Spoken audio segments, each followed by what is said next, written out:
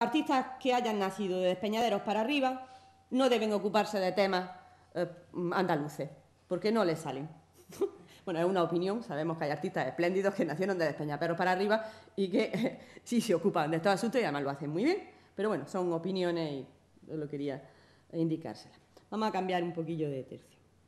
El regeneracionismo, que supone una reflexión pretendidamente objetiva, siguiendo el método propuesto por el positivismo de las causas de la decadencia española, se desarrolla como consecuencia de diversos factores, entre los que sobresale la crisis política resultante de la alternancia gubernamental impuesta durante la Restauración. A este factor determinante habría que sumar la débil y tardía industrialización y un desequilibrado reparto geográfico, así como las profundas desigualdades sociales y económicas que se observan en el país. A través de revistas como La España Contemporánea, de José del Perojo, o de las actividades desarrolladas por la Institución Libre de Enseñanza, se pretenderá poner de manifiesto la falsedad de la acomodaticia visión oficial sobre los problemas reales de España. El desencadenante de esta crisis será, como es bien sabido, la derrota del ejército español frente a Estados Unidos. Lucas Mayada, con Los males de la patria y la futura Revolución Española de 1890, Ricardo Macías Picabea, con El problema español, y sobre todo Joaquín Costa, con Colectivismo agrario en España, del 98, y Oligarquía y caciquismo como la forma actual de gobierno en España, de 1901, expresan la disgregación de intereses y las deficiencias del país y las deficiencias en la educación de los españoles. En el terreno artístico es esa necesidad de recuperar el orgullo nacional, particularmente lacerado por las circunstancias políticas de nuestro fin de siglo, la que lleva a los intelectuales a desarrollar una intensa y reflexión sobre eso. Esta es una obra que se ha colado aquí, pues sobre ciertos estereotipos. Y lo hacen desde un conocimiento profundo de las tendencias artísticas dominantes en Europa. Aunque no puede establecerse generalizaciones, dada la complejidad de la estética de fin de siglo, que puede bascular desde posiciones antipositivistas hasta la defensa más determinista, en escritores como Tubino, por ejemplo, desde la reivindicación del naturalismo a posiciones idealistas, pensemos en el simbolismo, desde la defensa de la sensualidad hasta las críticas más acerbas al hedonismo artístico. No obstante, eso sí, la pintura de nuestros grandes barrocos, Velázquez, Zurbarán, Murillo, Cano, se convertirá junto a la de Goya para unos y para otros en la referencia más notable para alcanzar una modernidad en la que el naturalismo y el espiritualismo se unan. En 1890, Comas y Blanco escriben su crónica artística del Correo. El arte es reflejo de los temperamentos y de los caracteres, y no puede desprenderse de las preocupaciones de la raza. Jamás podrá universalizarse el arte hasta el punto de borrar las fronteras, hablar el mismo idioma, vivir la misma vida y sentir iguales dolores, pues cuando el arte es nacional es cuando únicamente crea la verdadera vida. Y si alguna vez infringe esa ley de raza, pierda entonces todos sus resplandores. La pérdida de las colonias españolas de Cuba y Filipinas será, como se ha dicho, la causa última de la intensificación de los sentimientos nacionalistas. Francisco Alcántara reclamará un esfuerzo sistemático para afrontar los centros artísticos regionales con objeto de cultivar el carácter propio. Lo cito, es una cita del Imparcial del año 1901. Abramos nuestro espíritu a las novedades, pero teniendo en cuenta que ha llegado el momento más crítico de nuestra existencia nacional, el momento en que se impone el cultivo de cuanto nos es propio, de cuanto nos distingue de los demás pueblos, el cultivo de nuestras propias cualidades, del carácter propio, de cuando en arte nos ha diferenciado con claridad de todos los pueblos y podamos conseguir, amando lo castizo, aquello para cuyo desarrollo tenemos en la sangre y en la historia y en el suelo patrio todos los elementos.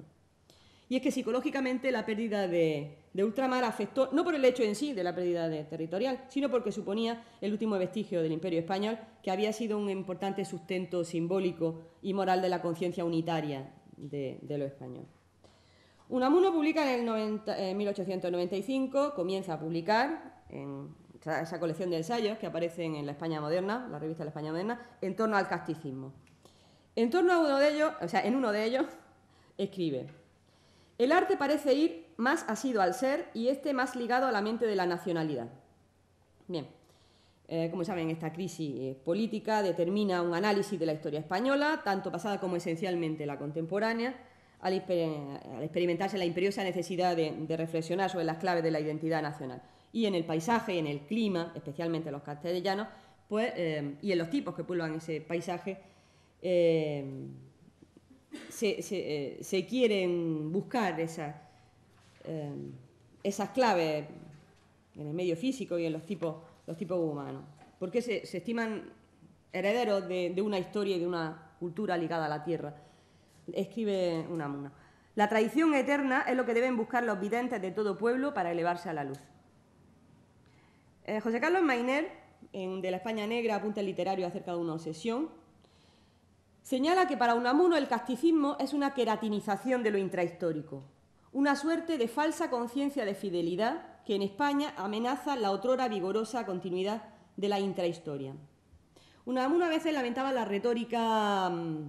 excesiva desarrollada por los regeneracionistas más radicales, aunque era consciente de la necesidad de establecer contactos, por supuesto, con otros países capaces de conmocionar una apatía secular cuando afirma: el porvenir de la sociedad española espera dentro de nuestra sociedad histórica en la intrahistoria, en el pueblo desconocido, y no surgirá potente hasta que la despierten vientos o ventarrones del ambiente europeo. De esta manera pretendía compatibilizar, como ha señalado Javier Tussell, la antítesis entre la intrahistoria española y la modernidad europea. Escribe de nuevo Unamuno: hay un arte eterno y universal, un arte clásico, un arte sobrio en color local y temporal, un arte que sobrevivirá a los costumbrismos. Como veis, hay un claro posicionamiento de estos escritores frente al costumbrismo, lo que no significa que los pintores afines a esta idea se ocupen de estos temas, lo que pasa es que lo hacen desde una perspectiva que es diferente de la romántica. Como escribe Calvo Serrallés, Del futuro al pasado, la conciencia histórica del arte español, en el catálogo La huella del 98, la pintura española contemporánea, desde los costumbristas goyescos, que encarnan la denominada beta brava, hasta la visión trágica de la identidad española que proporcionan los miembros de la generación del 98 en los albores del siglo XX, la reflexión sobre lo vernáculo mantiene un mismo espíritu apocalíptico y alucinado del que ni siquiera se abstuvieron los más moderados, imbuido por una actitud regeneracionista cuya exaltación bordea la mística y, al fin y al cabo, la postura más concorde con la realidad de un país resistente al proceso de secularización. Realmente lo que hace es que, en lugar de renunciar a la dureza de la realidad española y al franco retraso del país, los pintores decidieron indagar en profundidad en esa realidad buscando sus fuentes ancestrales. Bueno, lo cierto es que las imágenes de lo folclórico podían actuar como símbolos de cohesión nacional, incluso cuando subvertían su amable significación tradicional. Pese a que las transformaciones que se producen en el pensamiento estético y en la práctica artística a lo largo del XIX, y pese a que diversos aspectos del arte finisecular permiten afirmar su carácter distintivo con respecto a los periodos precedentes, es indudable que ciertos tipos iconográficos asentados a lo largo del siglo por la actividad desarrollada por extranjeros o por la pintura costumbrista persisten, y es sobre esa persistencia sobre la que quiero hacer algunos comentarios. Voy a prescindir de la división maniquea entre la España negra y la España blanca, porque, como veremos, representantes tanto de una tendencia como de otra se ocupan de estos mismos temas, que por otra parte les permiten alejarse definitivamente del peso imperativo de la pintura de historia, que había dominado en los certámenes oficiales.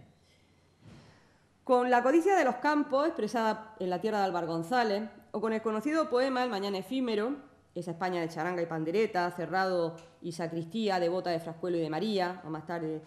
esa España interior que ora y bosteza, vieja y taur, zaragatera y triste, esa España interior que ora y embiste cuando se digna usar de la cabeza, Antonio Machado manifiesta un sentimiento doloroso de la decadencia del país causada por la incultura brutal, la desidia y el peso de la religión.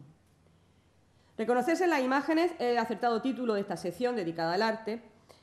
y parece como si nuestros artistas, asumidos a lo largo del XIX, así nos ven, hubieran decidido manifestar, vale, si esta es la imagen que tienen que de nosotros sea, pero porque algo de verdad hay en ella, pero es una verdad mucho más profunda y mucho más compleja.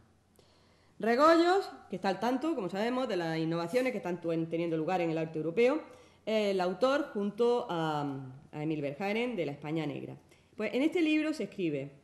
vivir en las ciudades castellanas de ruinas es vivir en lo muerto, aunque sea una ruina con cielo azul. Juntos recorren el país y desmitificando la visión pintoresca y costumbrista, es decir, la visión de esos tópicos festivos, destacan los elementos esenciales que caracterizan la vida española. Y esos elementos son, para ellos, la religión, la muerte, la fiesta nacional y el paisaje duro y seco. Y frecuentemente estos elementos se encuentran interrelacionados en la pintura y en la literatura.